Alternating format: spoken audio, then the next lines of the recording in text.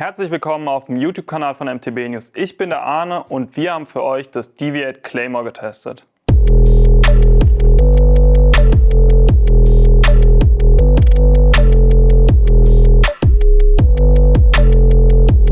Das Deviate Claymore ist wirklich kein gewöhnliches Enduro-Bike und zumindest hier sieht man es auch nicht wirklich oft auf den Trails rumfahren. Umso gespannter waren wir darauf herauszufinden, wie sich das Bike auf den Trails schlägt. Erstmal zu den Eckdaten. Wir haben hier einen Carbonrahmen mit 29 Zoll Laufrädern, 170 mm Federweg vorne, dazu gibt es passend 165 mm am Heck. Der Hinterbau ist ein High-Pivot-Hinterbau, also mit einem hohen Drehpunkt und entsprechend mit einer Kettenumlenkung. Deviate bietet das Claymore nur in 3 Rahmengrößen an, M, L und XL. Alle fallen insgesamt relativ groß aus. Wir haben die L-Variante getestet, da haben wir einen Reach von richtig langen 490 mm. Wir haben 441 mm Kettenstreben und einen 64 Grad Lenkwinkel. Außerdem ist der Sitzwinkel ziemlich steil. Unser Testbike ist ein Custom-Aufbau, weil Deviate hauptsächlich Rahmenkits zum Kauf anbietet. Wir haben hier ein cooles Öl ins Fahrwerk drin, DT Swiss EX 1700 Aluminiumlaufräder, Shimano Saint Bremsen, einen Shimano XT Antrieb und eine One-Up Dropper Post. Also insgesamt einen ziemlich coolen, robusten Enduro-Aufbau.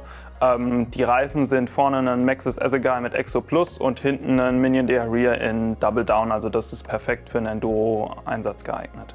In der Konfiguration bringt das Deviate Claymore 15,6 Kilo auf die Waage, ohne Pedale wohlgemerkt. Das Rahmenkit kostet 3.500 €. Doch wie schlägt sich das Arbeitsgerät von William Wallace auf dem Trail? Bergauf überraschenderweise ziemlich gut. Bei so einem abfahrtslastigen High-Pivot-Enduro-Bike hätten wir ehrlich gesagt eine etwas gemütlichere Gangart bergauf erwartet. Allerdings läuft wirklich die Umlenkrolle seidenweich, man sitzt gut und insgesamt geht's wirklich gut bergauf.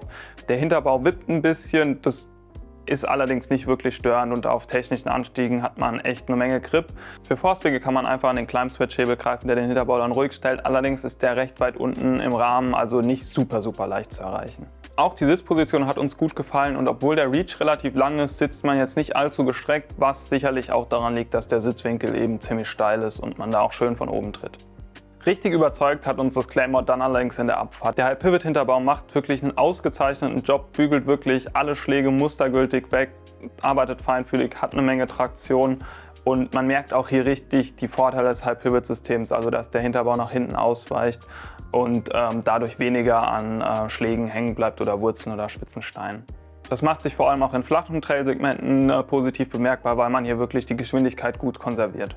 Wer jetzt aber denkt, dass das Deviate sich relativ behäbig und wie so ein Panzer fährt, der liegt doch ziemlich falsch, weil obwohl der Hinterbau echt feinfühlig ist und einen guten Job liefert, hat er auch echt viel Gegenhalt und fährt sich relativ poppy, versackt nicht, wenn man irgendwie aktiv fährt. Also wir waren echt überrascht, wie gut sich das Deviate oder wie gut das Deviate in die Luft geht. Egal ob jetzt bei wirklich großen Sprüngen oder einfach kleineren Wurzelkanten, an denen man abspringt, man kann hier wirklich richtig krass Airtime generieren.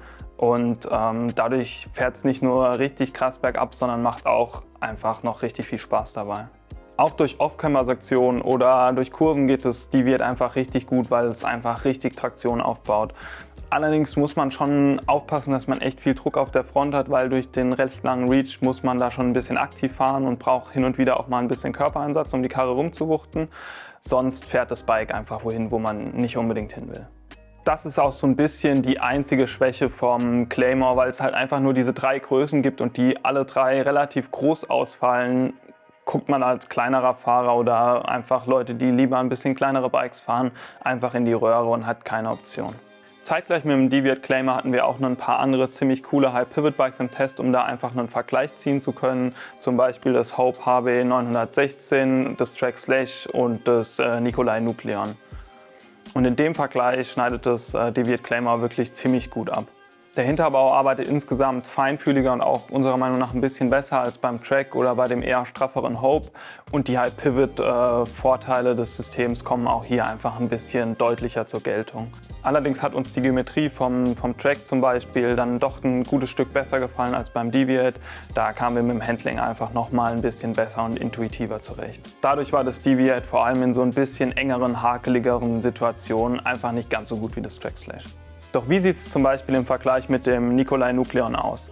Das Nicolai ist bergab schon nochmal eine Spur balleriger und downhilliger als das Steviat Claimer, allerdings ist es bergauf auch ein gutes Stück träger und auch sonst auf dem Trail macht es einfach nicht so viel Spaß und ist nicht so agil unterwegs wie das Claimer. Insgesamt hat uns das Steviat Claimer also wirklich begeistert. Man bekommt hier ein echt cooles Enduro-Bike, was nicht jeder hat, mit einem sensationellen Hinterbau. Das fährt sich echt gut bergauf und es macht auch noch richtig viel Spaß auf dem Trail. Der einzige Wermutstropfen ist so ein bisschen die geringe Anzahl von Größen und dass alle halt relativ groß ausfallen. Wenn ihr noch irgendwelche Fragen zum Steviat Claimer habt, haut sie gerne in die Kommentare, wir beantworten das gerne. Und ansonsten lest den Test auf MTB News, der ist wie immer natürlich auch in den Shownotes verlinkt.